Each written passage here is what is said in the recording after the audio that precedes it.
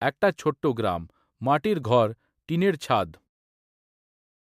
বাবা দিনমজুর, মা মানুষের বাড়িতে কাজ করত। কিন্তু রাহুলের একটা স্বপ্ন ছিল, একদিন সে পুলিশের ইউনিফর্ম পরবে।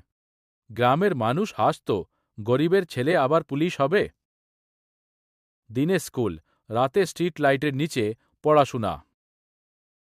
বন্ধুরা যখন খেলাত, রাহুল তখন বই নিয়ে বসে থাকত।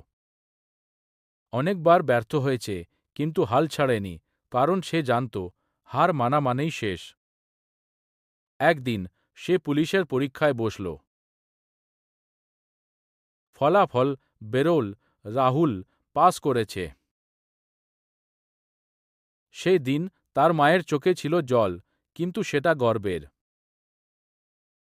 আজ রাহুল একজন পুলিশ অফিসার, যে ছেলেকে সবাই অবহেলা করেছিল। প্রমাণ করে দিয়েছে, স্বপ্ন যদি সত্যি হয়, তাহলে গরিবই কোনো বাধা না।